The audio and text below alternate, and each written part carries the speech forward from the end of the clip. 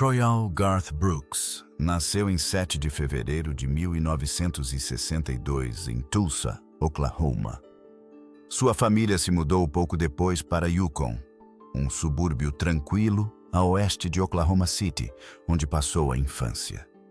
Ele era o caçula de 6 irmãos, com 4 meio-irmãos mais velhos de relacionamentos anteriores e uma irmã mais velha por parte de pai e mãe, Kelly. Seu pai, Troyal Raymond Brooks Jr., trabalhava como desenhista em uma empresa petrolífera e era um ex-fuzileiro naval que ensinou ao filho os acordes básicos de violão. Sua mãe, Colleen McElroy Carroll, foi uma cantora country de sucesso, gravando músicas para a Capitol Records durante a década de 1950, sob o nome artístico de Colleen Carroll, além de participar de um programa de televisão nacional chamado The Ozark Jubilee. Ela entendia o que era possuir dons e o que significava ver uma oportunidade desaparecer. Semanalmente, a família Brooks organizava noites de apresentações em sua sala de estar, onde todas as crianças eram obrigadas a participar. Recusar era impossível. Você se manteve firme, apresentou sua música e se sentou. Garth acabou por reconhecer que aquelas noites lhe proporcionaram o melhor aprendizado que já recebeu como artista. Ele amadureceu absorvendo simultaneamente 3 universos musicais radicalmente distintos. Por meio de seus pais chegaram os clássicos da música country: Merle Haggard, George Jones, Bob Wills. Por meio de seus irmãos mais velhos chegaram os contadores de histórias acústicas: James Taylor, Dan Fogelberg, Jim Croce. Por meio de seus pares chegou o rock de estádio: Kiss, Queen, Bob Seger, Journey, Kansas. Ele acabaria por fundir os 3 em um som nunca antes ouvido em uma música country, embora isso ainda levasse anos para acontecer. Durante a adolescência, seu foco principal ignorava completamente a música. Ele competia em futebol americano, beisebol e basquete. Corria em pistas de atletismo. Frequentou a Universidade Estadual de Oklahoma, utilizando uma bolsa parcial para o lançamento de dardo. A música era uma paixão que ele adorava, mas suas aspirações o levaram inicialmente por caminhos diferentes. Foi só quando trabalhou como segurança em um bar universitário chamado Tumbleweed Ballroom, separando brigões nos fins de semana enquanto cursava marketing durante a semana, que a música começou a atraí-lo com mais força do que qualquer outra coisa. Este local também serviu como sua apresentação a Sandy Mall.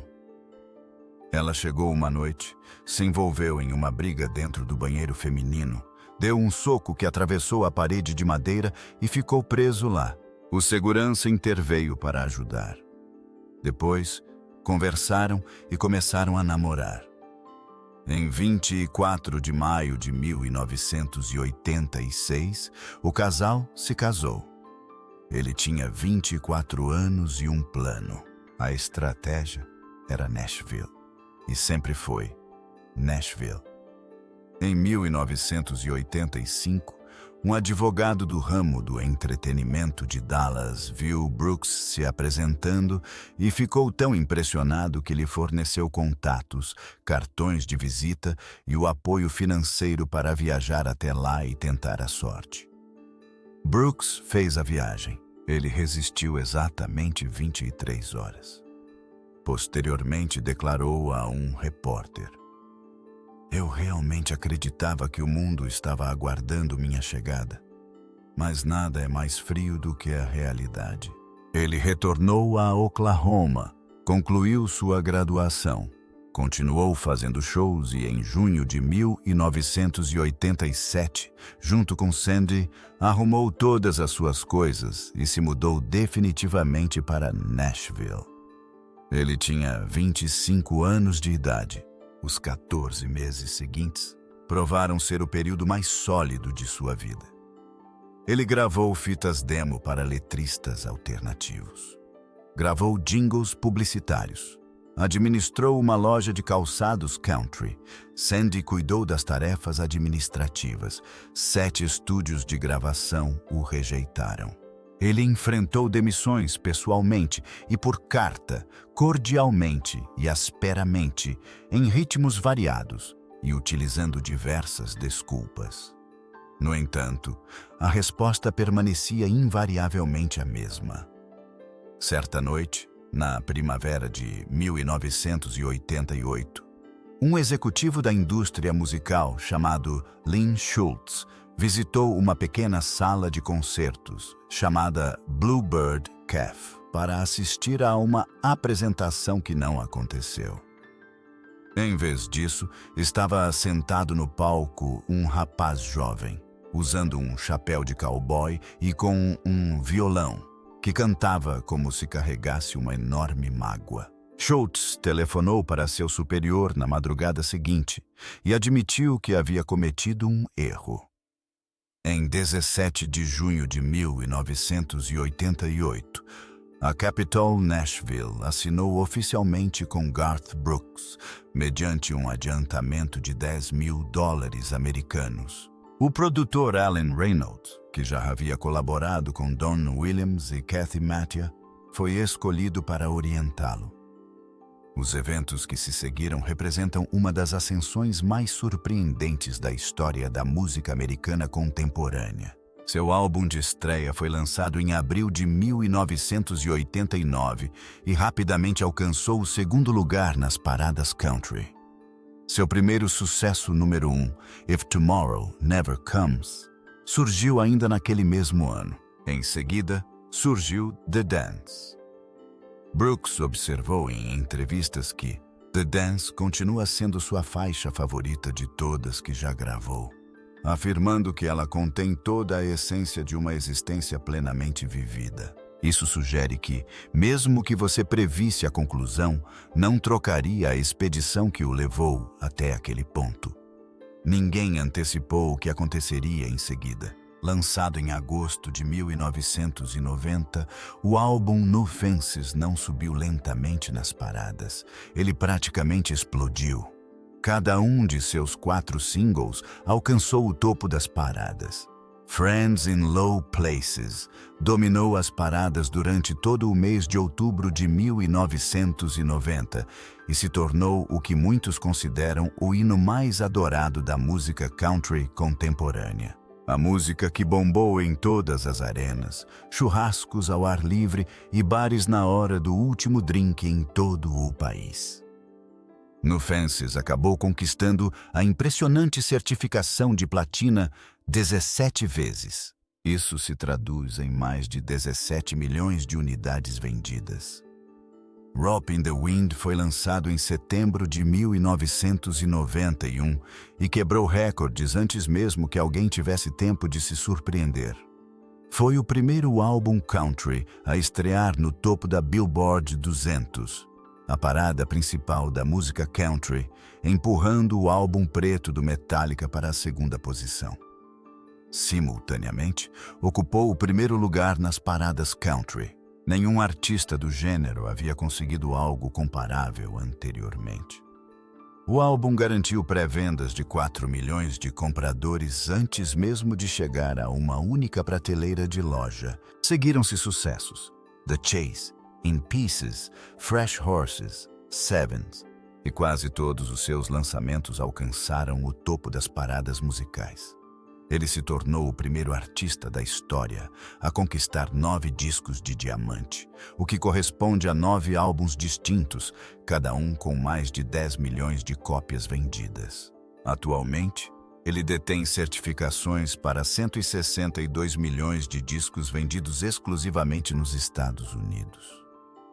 Os Beatles continuam sendo o único grupo na história com maior número de vendas totais comprovadas. Por volta de meados da década de 90, um organizador de turnê murmurou uma frase que parecia pura hipérbole, até que se examinassem as estatísticas reais. Garth Brooks conquistou mais passes do que qualquer pessoa viva. E de fato conquistou. No entanto, A pessoa que comprou esses ingressos não era um crítico de áudio nem um acadêmico da área social. Era a mãe, na terceira fila, que passou a semana inteira lutando para manter sua família unida e precisava de 120 minutos de alguém para lhe assegurar que não estava isolada. Nada disso protegeu sua esfera pessoal, que estava se fragmentando silenciosamente. No final da década de 80, Brooks admitiu internamente e, por fim, a sua esposa, que havia sido infiel durante as fases iniciais de sua carreira enquanto estava em turnê. Sandy descobriu a verdade por volta de 1989 e avisou sobre sua partida. Ele discutiu esse período com a franqueza que as pessoas normalmente reservam para absolvições pessoais. Ele confessou a repórteres décadas depois: "Eu era absolutamente péssimo como marido. Eu era horrível nisso. Eu precisava reconstruir minha vida direito." Ele caiu de joelhos e implorou para que ela aceitasse seu retorno. Ela concordou. O casal reafirmou suas promessas matrimoniais em 1996. No entanto, a destruição era mais profunda do que qualquer ritual poderia reparar, e ambos reconheciam essa realidade. O que complicou ainda mais a situação foi um tema que Brooks abordou com extrema cautela ao longo das décadas. Ao chegar em Nashville em 1987, apenas 13 meses após o casamento, ele conheceu uma jovem chamada Trisha Yearwood por meio de um amigo compositor em comum. Ela foi até lá para gravar suas audições. Ele estava fazendo o mesmo. Posteriormente, ele descreveu a sensação para uma plateia em um programa de rádio. No momento em que ela saiu da sala, pareceu que ele tinha acabado de encontrar sua alma gêmea, só que ele já tinha uma. Tanto ele quanto Yearwood permaneceram casados com outras pessoas. Eles mantiveram uma relação platônica por várias temporadas. Ela gravou a primeira versão de teste de The Dance, antes de sua enorme fama, enquanto ele assistia da plateia no estúdio. A forma como cada uma das partes lidou com essas emoções durante esse período é assunto estritamente pessoal. O que consta nos registros indica que em março de 1999, ambas as partes estavam oficialmente separadas de seus parceiros iniciais. Em 2002, eles assumiram publicamente o relacionamento e, em dezembro de 2005, casaram-se em uma cerimônia íntima em sua residência perto de Owasso, Oklahoma, com 77 convidados. O pai dele foi o padrinho principal e familiares de ambos os lados estiveram presentes, enquanto suas 3 filhas trocavam votos ao lado dele e de sua noiva. As crianças têm uma importância enorme para entendermos quem Garth Brooks realmente representa. Taylor Mane Pearl, nascida em 8 de julho de 1992, recebeu seu nome em homenagem a James Taylor, ao estado do Maine, e a Minnie Pearl. Auguste. Anna, nascida em 3 de maio de 1994. Ellie Colleen, nascida em 28 de julho de 1996, nomeada em homenagem à sua mãe. Após o nascimento de Ellie, Brooks fez uma promessa a Taylor de que, quando ela começasse a estudar formalmente, ele pararia completamente de viajar. Ele não conseguiu cumprir o prazo por exatamente 24 meses. Em 26 de outubro de 2000, ele compareceu perante jornalistas em Nashville e anunciou sua saída da indústria fonográfica. Ele tinha 38 anos e havia distribuído mais álbuns do que qualquer outro artista individual na história americana. O setor de entretenimento o encarava em completo silêncio. Ele esclareceu: "A educação começa quando você completa 6 anos de idade. Aí eu terei terminado." Ele pronunciava cada sílaba com intenção. Durante 14 anos consecutivos, ele personificou isso. Mudou-se para Oklahoma, para onde Sandy já havia levado as crianças.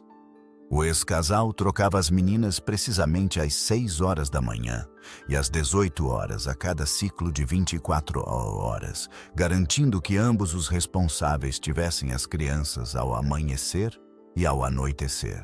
Ele era o técnico dos times de futebol juvenil.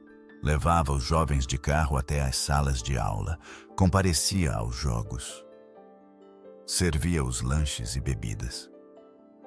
Ele já havia comentado que os momentos mais importantes de sua vida nunca foram as cerimônias de entrega de troféus ou as placas de platina. Esses momentos permaneceram as tardes em que ele se encarregava dos lanches e bebidas após as partidas. Continua sendo praticamente impensável conciliar aquele retrato. A figura que abandonou o maior império musical do mundo para descansar nas arquibancadas de metal de um campo de futebol de uma escola de ensino fundamental, com todos os eventos que se seguiram. Quando ele finalmente reapareceu, foi principalmente porque Trisha Yearwood fez uma pergunta específica.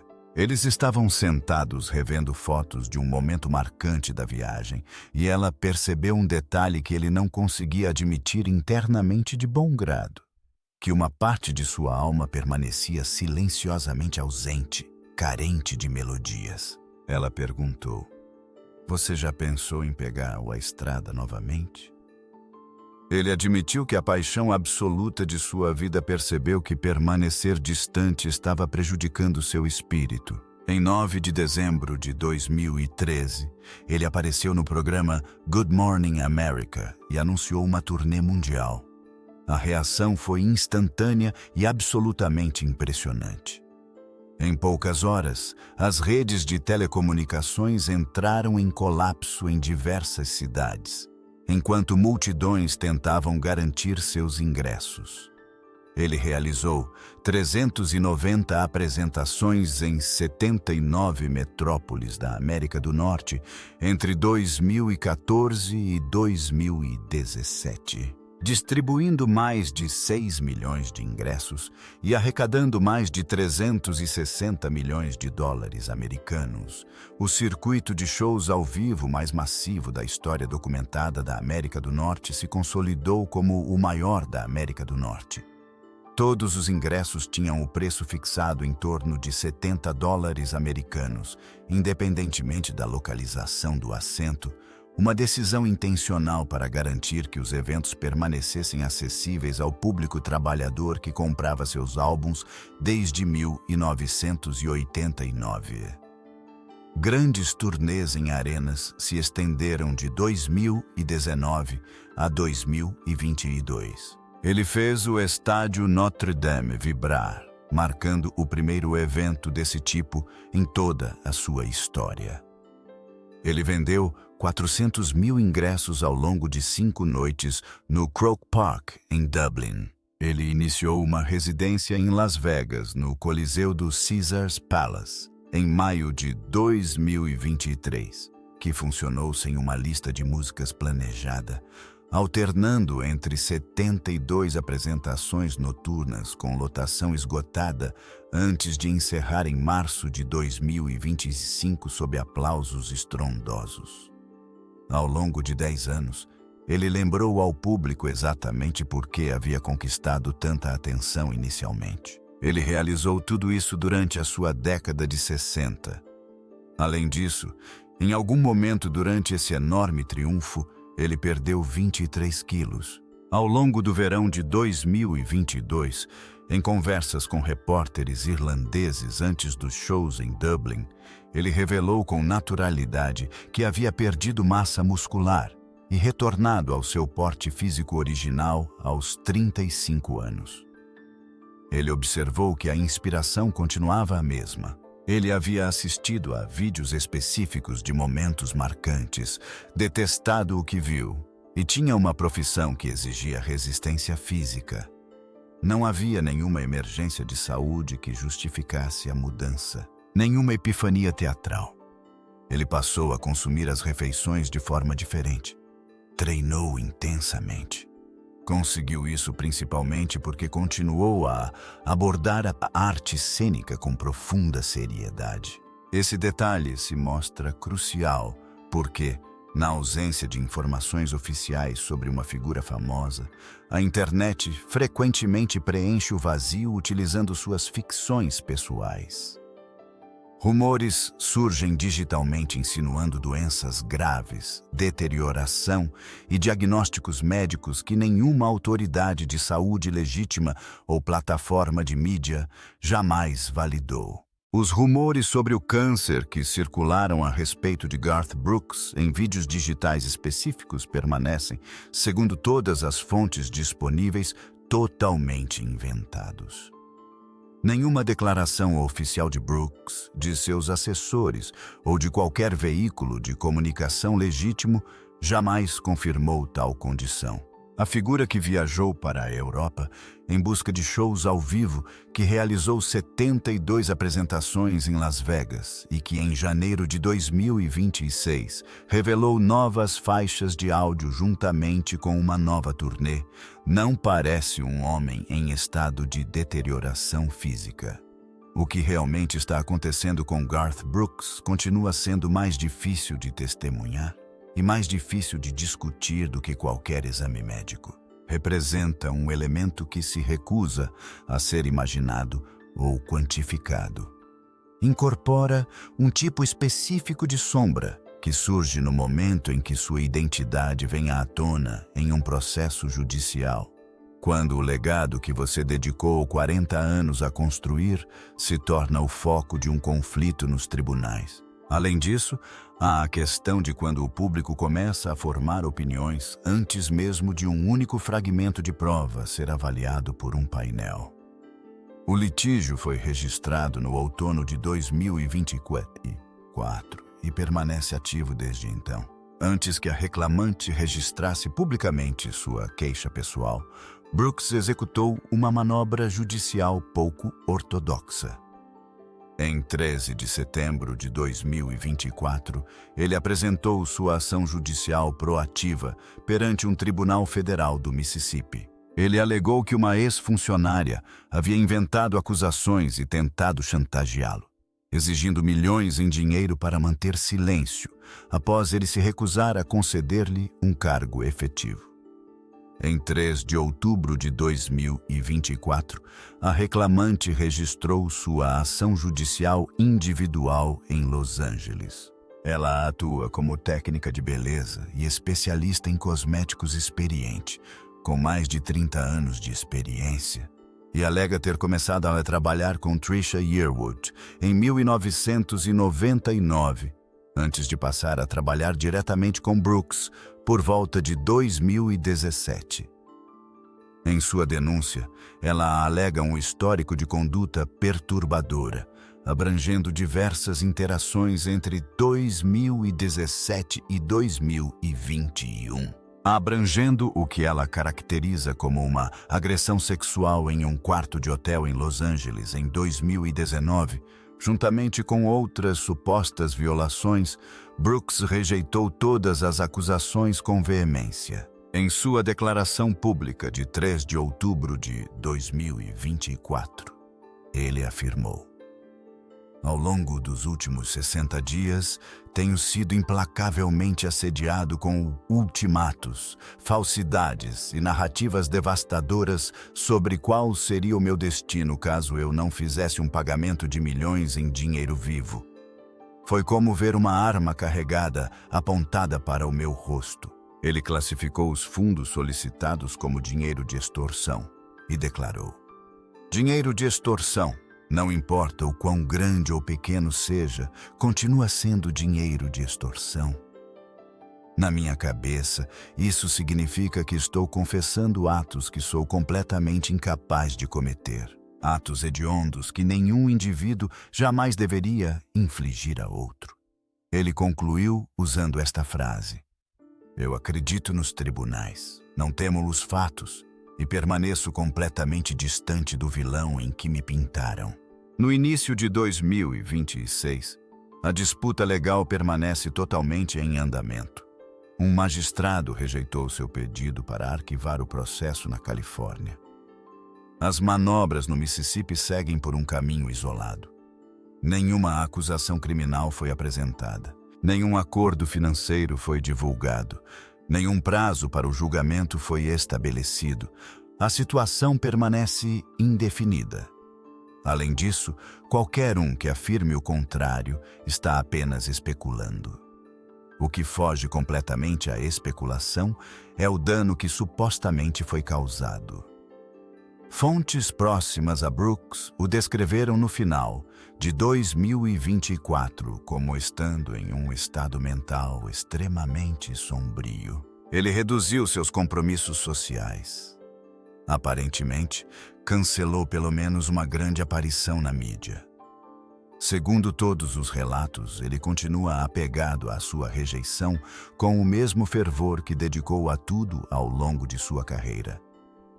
No entanto, manter-se nessa posição, suportando esse nível de observação social enquanto casado com uma esposa que escolheu o silêncio, em vez de declarações públicas, carrega um peso muito específico. Trisha Yearwood evitou comentar as alegações em qualquer anúncio público.